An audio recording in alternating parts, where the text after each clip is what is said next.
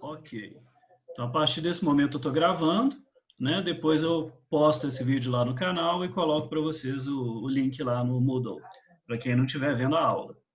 E hoje nós estamos com a frequência mais baixa e o Breno é o bendito fruto entre as mulheres. Só sei de homem, Breno. Fora eu, né? Lógico. Bom, então vou começar a compartilhar a tela aqui para a gente meter bronca. Já estão vendo a minha tela? Sim. Joia.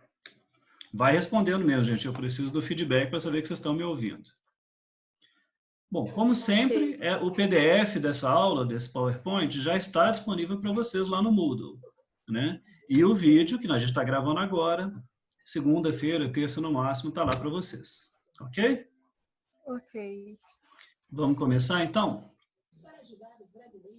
Hoje, dentro do nosso cronograma, a gente está na aula de boas práticas, né? Semana que vem a gente faz a aula de erros comuns. Eu aproveito e já explico o exercício, que seria para outra semana, você teria uma semana para fazer, mas eu vou dar duas, né? Vai ficar não para a semana do dia 5, mas para a semana seguinte, que é do dia 12. Né? E aí, essa semana do dia 12, a gente tem feriado, né? A gente não vai ter aula nem quinta nem sexta.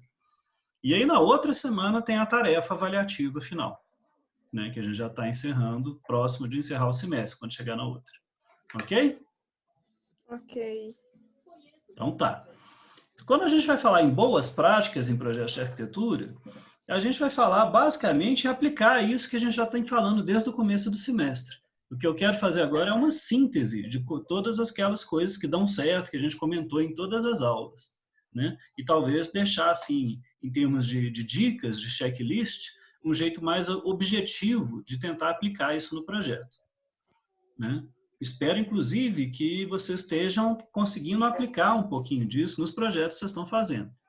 Um projeto residencial, às vezes, é um pouco mais complicado, mas quando é um projeto coletivo, um projeto de uso público, coisa e tal, aí a gente usa muito mais, né? Imagina que você tem, por exemplo, uma edificação de uso misto, que tem comercial e tem residencial.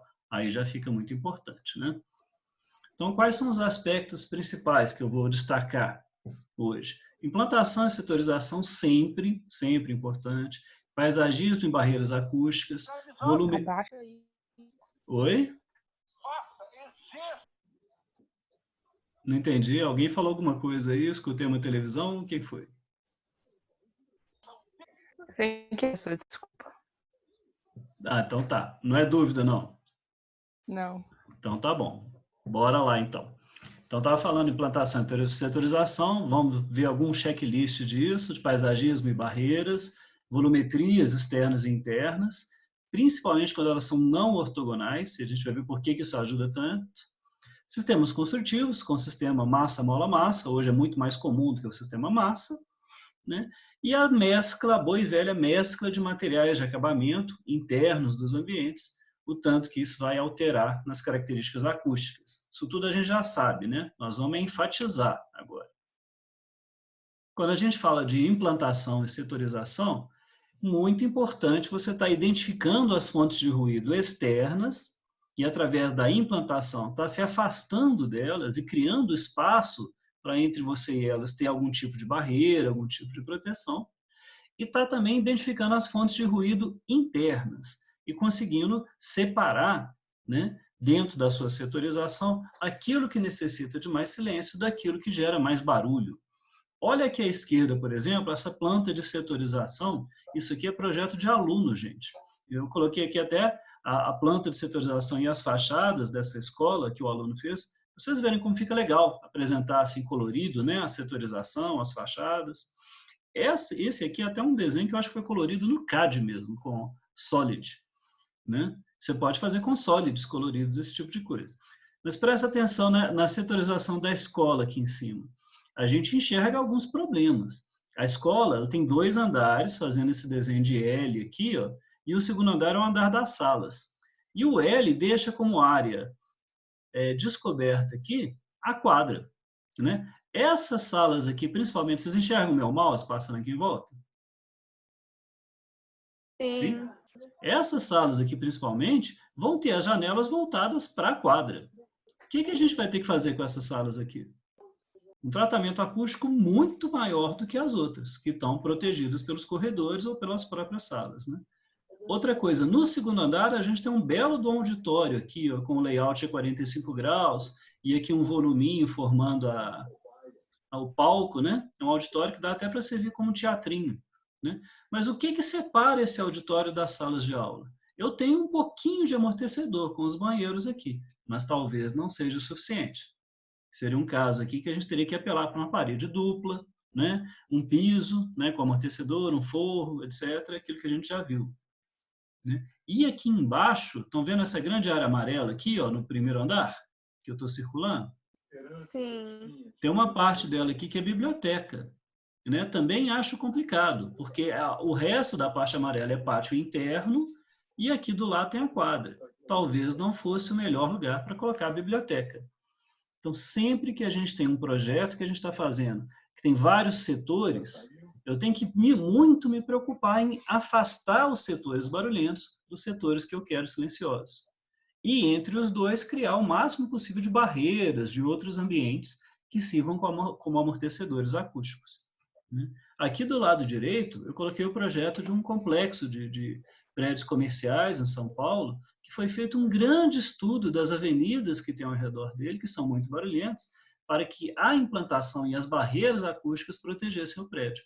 Esses coloridos que vocês estão vendo aqui embaixo são mapas acústicos de nível de ruído e como que ele pode ser melhorado nessa implantação. Ok, gente? Ok. Obrigado. Joia.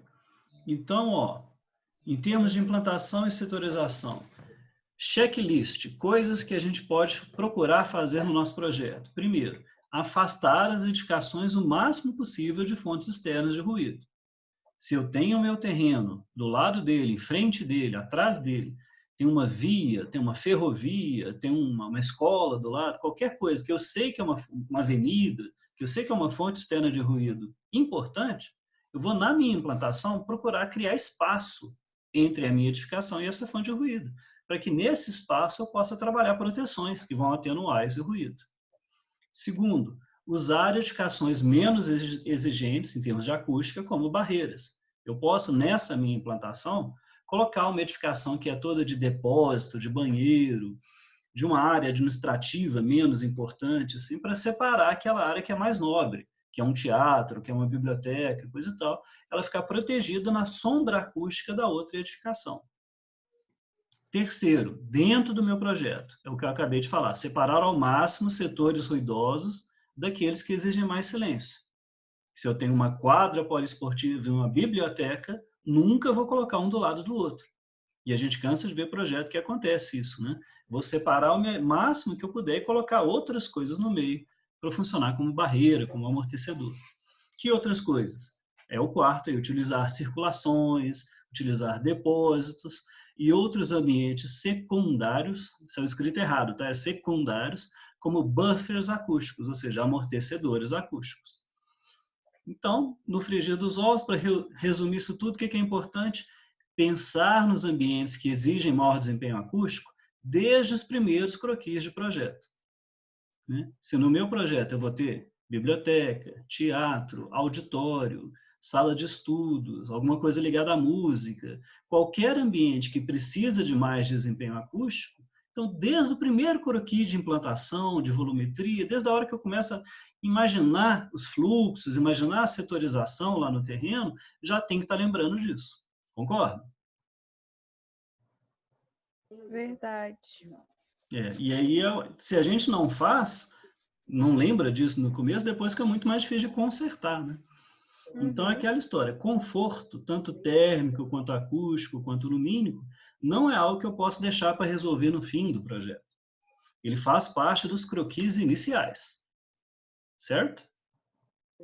Certo. Joia. Continuando.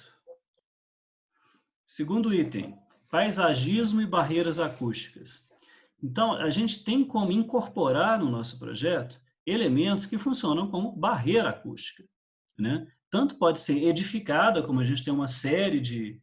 Esse negócio aqui com a minha câmera e o nome das pessoas fica em cima do slide para vocês também? No mesmo lugar que eu estou vendo? À direita? Eu não tô vendo. Coloca a setinha. Aqui onde eu estou passando a setinha. Você está vendo a foto ou você está vendo o nome das pessoas e a câmera? Dá para arrastar.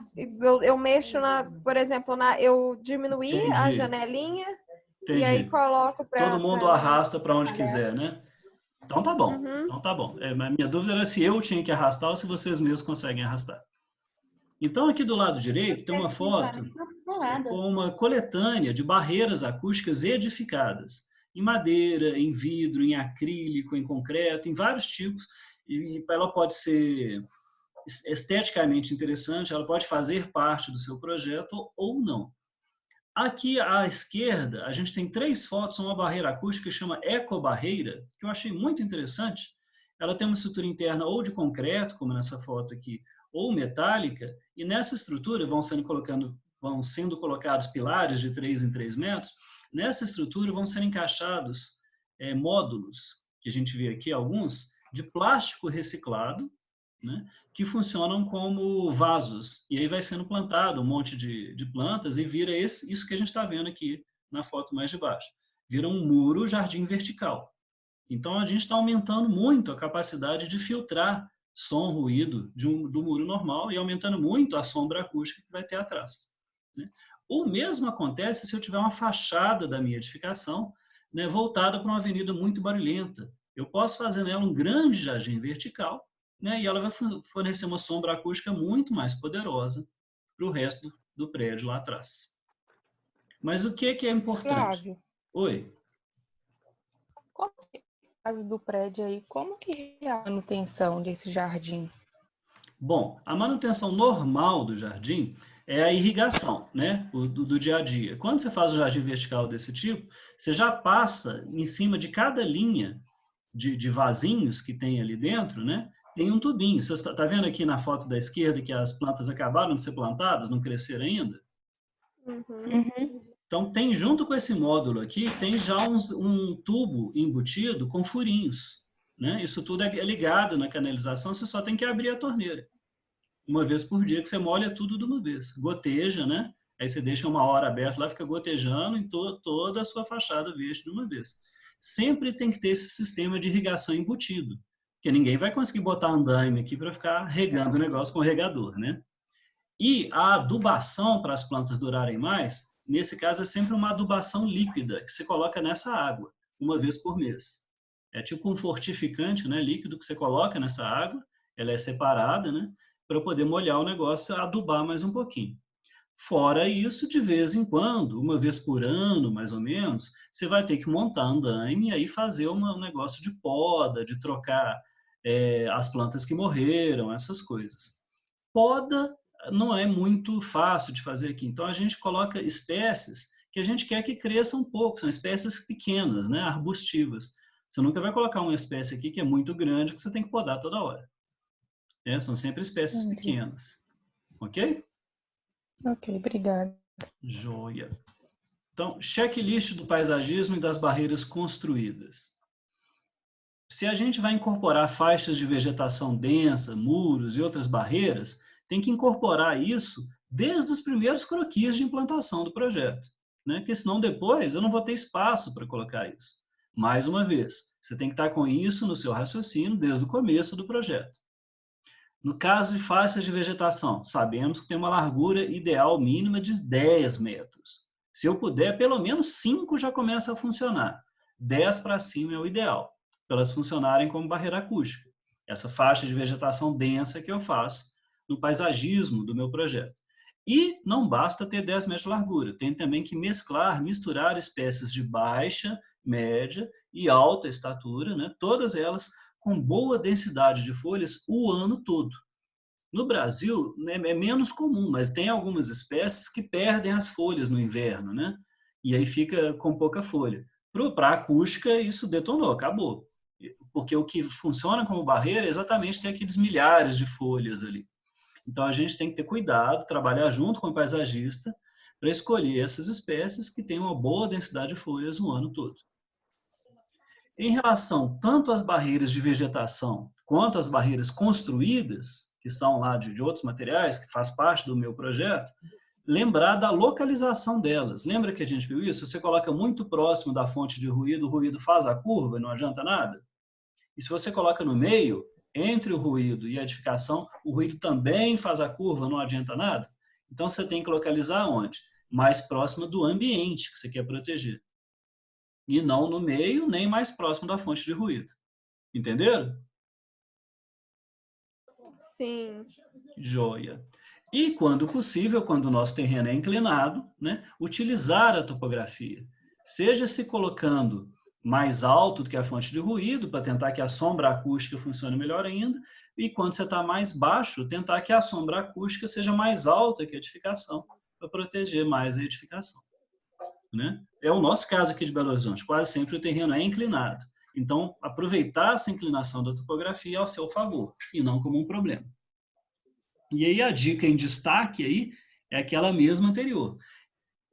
Incorporar esse raciocínio de paisagismo, de barreiras edificadas, no seu raciocínio global do projeto, da volumetria, da implantação, desde os primeiros croquis. Que você não pensa nisso no começo, depois você não vai ter espaço, não vai ter lugar para fazer isso depois. Né? Geralmente a gente não tem terreno sobrando, assim, né? As coisas são mais apertadinhas.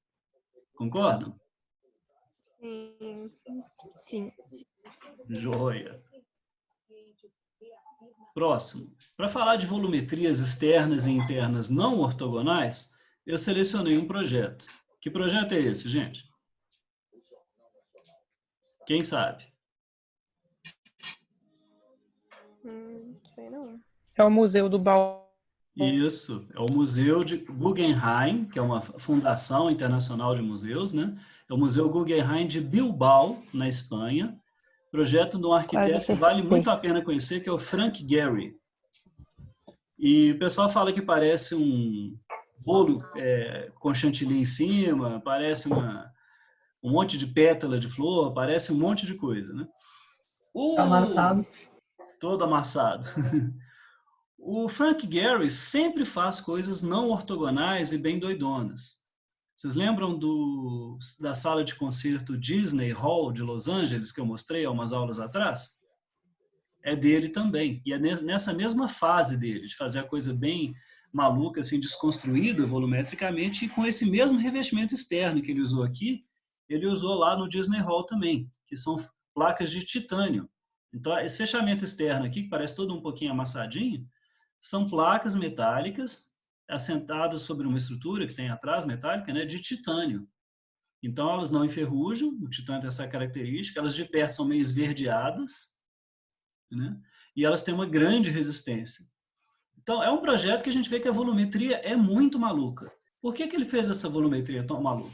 Primeiro, para chamar atenção, é um museu de arte numa cidade que era muito feia, muito industrial, e estava querendo se reinventar. A localização desse museu é exatamente no porto da cidade, um lugar que era feio e barulhento, e que foi sendo revitalizado, parecido com o que estão querendo fazer agora lá no Rio. Né? Fizeram o Museu da Manhã, fizeram uma nova avenida lá numa parte da cidade, que é porto também, não sei se vocês já viram esse projeto lá do Rio de Janeiro. Então, a gente tem atrás aqui desse museu uma avenida muito barulhenta, e na frente, o rio, onde passam grandes navios carregueiros, né, que tem aquela buzinona bom de navio e coisa e tal. Então, o que ele quis fazer? Uma volumetria externa e interna, vejam como ela é por dentro, muito movimentada, que facilitasse a reflexão do som. Então, que dificultasse o som externo de entrar lá dentro, e lá dentro que o som fosse refletido caoticamente e absorvido mais facilmente, porque é um museu, do lado de dentro ele tem que ser mais para tranquilo. Apesar de visualmente a gente vê que ele não é muito tranquilo, né? Nessa foto maior aqui, essa bola laranja que vocês estão vendo com umas penas grandes, assim, já é uma intervenção artística, uma instalação artística.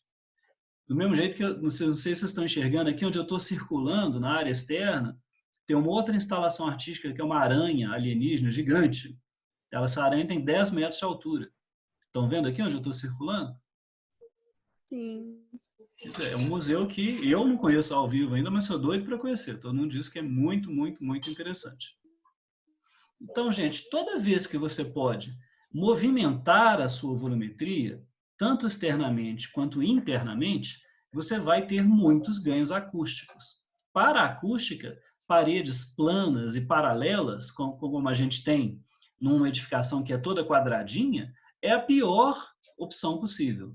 Quanto mais elas forem, tanto por fora quanto por dentro, não planas e não paralelas, melhor vai ser o comportamento das ondas sonoras. Ok? Ok. Então, comentários, checklist sobre o que a gente pode fazer no nosso projeto em relação a isso. Volumetrias externas com grande variação de formas e de dimensões, uma maior, outra menor. Nunca vou ter um pano de alvenaria muito grande, muito comprido, todo plano, todo retinho. Elas vão maximizar a reflexão das ondas sonoras, diminuindo o percentual delas, porque ela vai refletir para todo lado, toda maluca, né? Então, diminui o percentual dessas ondas que consegue atravessar essas vedações e chegar ao interior das edificações. Então, quanto mais movimentada for a sua casca externa, mais facetada, mais cheia de planos diferentes, menos som vai conseguir penetrar e entrar lá dentro. Já por dentro, volumetrias internas movimentadas e com ângulos variados vão fazer aquilo que a gente já estudou. Vão maximizar a reflexão caótica e, consequentemente, a colisão destrutiva das ondas sonoras. Isso potencializa a absorção acústica e diminui o tempo de reverberação. Lembram que a gente já estudou isso? Uhum. Beleza. E em ambos os casos, a diminuição dos planos de vedações contribui para que cada um deles vibre menos na questão da ressonância das ondas sonoras. Lembra aquele negócio que a gente estudou de ressonância? Eu posso ter um corpo que tem a frequência natural igual da onda, ele começa a vibrar, e se ele começar a vibrar, ele transmite o som para frente. Quanto mais você tem paredes com menos extensões planas certinhas, mais ela, de repente, ela tem uma quebradinha, ela vira para lá, ela vira para cá, ela tem um revestimento assim, outro assim, coisa e tal, menos chances de ter ressonância você tem no ambiente. Então, quanto mais movimentado, menos ressonância. Que era o caso do vidro? Que é o caso do janela de vidro? Que é o caso do vidro. Toda vez que eu tenho isso, vai entrar nos erros comuns da semana que vem. Toda vez que eu tenho grandes chapas de vidro, hoje em dia você consegue fazer uma chapa de vidro de 2 metros de largura e 3 metros de altura. Seria quase uma parede inteira de vidro, assim, para um quarto, por exemplo. Uhum. Tem jeito de fazer esse vidro? Tem. É bonito? É. Mas ele vai vibrar, que é uma beleza com som, né? Então, em termos acústicos, isso é péssimo. Em termos acústicos, quanto mais a gente usar chapas menores de vidro em cortes que não sejam retangulares, né? E mais esse vidro for movimentado espacialmente, melhor vai ser para a acústica. Correto? Então, numa sala onde eu tenho cada vez mais esquadrias maiores, se eu colocar esquadrias maiores, a acústica vai ser menor. Pior, né? Quando eu tenho esquadrias mais movimentadas e todas recortadas, gerando vários vidros triangulares de tamanhos diferentes, é melhor. Uhum. Concorda? Lembra que eu mostrei uma foto assim na aula presencial, uma esquadria toda maluca, assim, cheia de triângulos de vidro? Acho que eu lembro. E ainda é maluca não só no plano, né? Não só assim no desenho plano, mas também para fora, para dentro, para fora, para dentro. Quanto mais movimentado, tridimensionalmente, melhor. Não é bidimensional, não é no plano, é no espaço mesmo. Sim. Ok? Ok. Joia. Próximo. Sistemas construtivos com sistema massa-mola-massa. Por que a gente fala do sistema massa-mola-massa? Olha só esse desenho aqui de baixo. Comparando uma parede de 200 milímetros, ou seja, 20 centímetros de espessura de concreto maciço, com uma parede de drywall, né, que tem uma placa de gesso de um lado, o isolante termoacústico no meio, 2 placas de gesso do outro lado, dando um total de 140 milímetros, 14 centímetros. Elas têm o mesmo índice de redução sonora de 60 decibéis. Isso é uma média, tá? Não vai conseguir isso na prática, não. Só que a de concreto maciço pesa 450 quilos por metro quadrado, a de drywall pesa 43 quilos por metro quadrado. Menos de 1/10 do peso.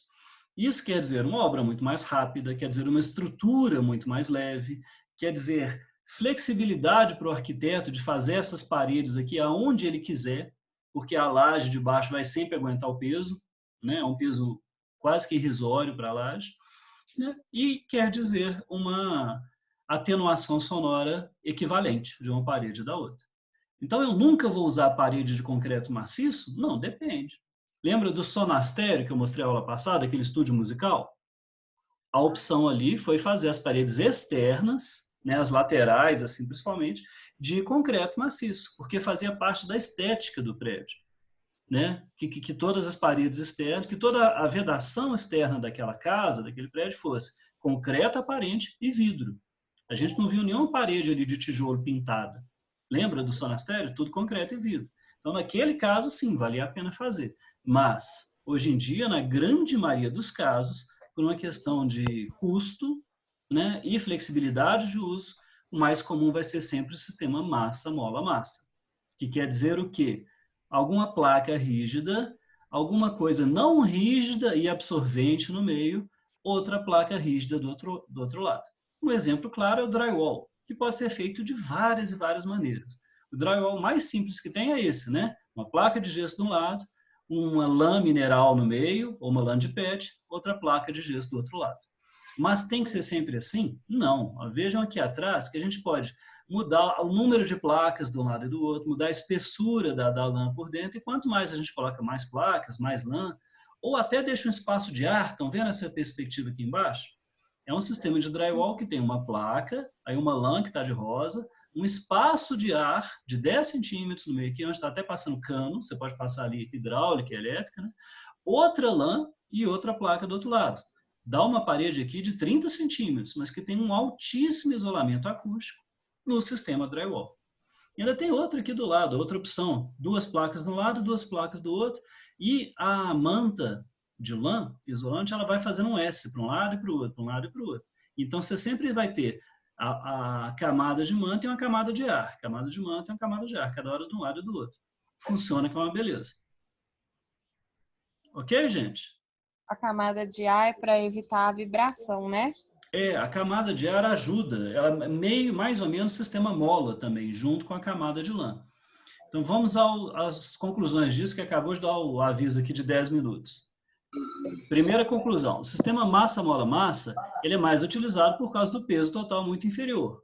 Então, isso quer dizer custo muito inferior, flexibilidade de uso muito superior, coisa e tal.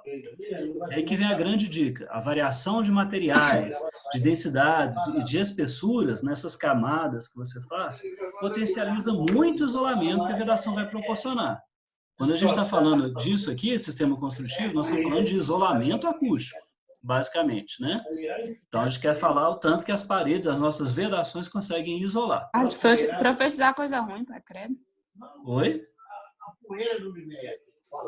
Não entendi. Alguém falou coisa ruim? Acho que não é comigo, não. Terceira, o sistema tem que ser aplicado em todo o ambiente, tá? Não só nas paredes, nas vedações, mas também nos pisos e nos forros. Vejam aqui, ó. Essa aqui, ó, tá mostrando como usar no piso. Você tem a laje. Antes de fazer o contrapiso, você coloca uma manta acústica. Geralmente parece uma espuma de borracha, assim, de PEBD. Depois você executa o contrapiso e coloca o piso. Idem no forro, né? A gente sabe que tem que colocar algum forro lá, tem que colocar a lã por cima e às vezes até outra camada. Mesma coisa. E aí lembra do raciocínio do Big Mac. Quanto mais camadas diferentes você tiver naquela vedação, seja de parede, de piso ou de forro, maior será o isolamento acústico. Então, essa é que é o grande lance. Fazer muitos hambúrgueres, alface, queijo, molho especial na sua parede. Ok? Ok, turma? Ok. Joia. Ok. E para terminar, a mescla de materiais de acabamento. Essa aqui nós já estamos ficando fera no assunto, né? Quanto mais você misturar acabamentos diferentes, com desenhos diferentes, volumetrias diferentes na parte interna do seu ambiente que você quer tratar acusticamente, mais você vai ter um equilíbrio ali. né? E aí você vai buscar um equilíbrio, nem absorvente demais, nem refletor demais, de acordo com o nível de tempo de reverberação que você quer, né? Então a gente já sabe, madeira é muito bom, tecido é muito bom, revestimentos tridimensionais são muito bons. O gesso é bom no forro? É, mas se ele for furadinho, é melhor ainda, porque tem a lã atrás. A gente já sabe todos esses materiais que a gente pode usar, né? Essa parte aqui eu acho que a gente já domina um pouco melhor, não domina? Então aqui eu coloquei maior um auditório que tem umas placas muito interessantes nas paredes. Percebam o forro feito de várias faixas lá de superfícies côncavas, né? Curvas para baixo, como a gente já viu. Carpete no piso, madeira na parede. Esse revestimento tridimensional dessa foto aqui de baixo é de pedra, mas ele é bem movimentado, então ele é bem interessante, né? Isso aqui é um home theater, né? Um home theater residencial. E olha como está bacana em termos de acústica, né? Tem todo um tratamento acústico nele. Conclusões, nosso tempo está acabando. Primeira, sempre haver um equilíbrio desejado entre materiais absorventes e refletores, de acordo com o tempo de reverberação que você quer, né? Então, primeiro você pensa, eu quero reverberação baixo, médio ou alto. E, em função disso, qual que é o equilíbrio que eu ponho de materiais. Segundo, para todos eles, lembrar de variar dimensões, variar densidades, variar porosidades, né? Quanto mais eu variar essas coisas, melhor, porque cada um vai trabalhar numa faixa de frequência diferente do som, baixos, médios, agudos, né? E terceiro, cortinas e mobiliários entram nessa conta, né? Fazem uma grande diferença no coeficiente de absorção acústica do ambiente. Em teatros, auditórios, então, e salas de concerto, cortinas que a gente põe lá atrás e atrás do palco fazem toda a diferença. Ok, turma? Turma? Ok. Joia. Então, agora eu vou encerrar a nossa... como é que chama? Compartilhamento de tela, né? A gente ainda tem exatos 5 minutos para a gente tirar as nossas dúvidas finais. Agora já estamos com a turma bem maior. Bem-vindos, boa noite para os que foram chegando aí no meio da aula. Vamos aproveitar esses 5 minutos, tirar qualquer dúvida que vocês tenham, para a gente poder encerrar a sessão. Vamos lá, gente, dúvidas? Ô, Flávio, o meu grupo pesquisou vários teatros. E aí, nas obras, fala assim, que serve tanto para teatro quanto sala de concerto. A maioria deles serve tanto para teatro quanto para sala de concerto. Não tem problema, não tem problema. Agora, tem lugares que são feitos só para sala de concerto. O seu grupo, o tema é teatro, então qualquer um desses aí serve. É o caso, por exemplo, do nosso grande teatro do Palácio das Artes. Ele serve tanto para teatro quanto para concerto. Já a sala Minas Gerais, que é lá perto da nossa escola, ela é só para concerto. Então, o grupo que saiu com sala de concerto não vai poder pegar o grande teatro. Melhor pegar a sala Minas Gerais. Entendeu? Entendi. Então tá bom. Era uma dúvida, mas tá certo. Quem que tá digitando aí tão forte que eu tô escutando? O que mais, gente? Dúvidas? Dúvidas?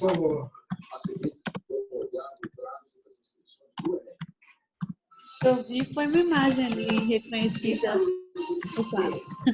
Oi?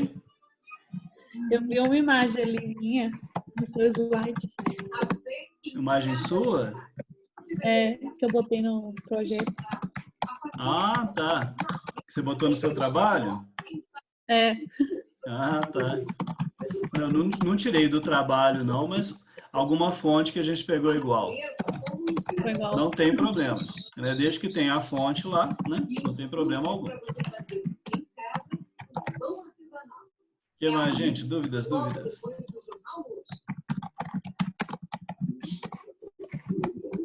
Estou intrigado com esse barulho de digitação. Tá alto, né?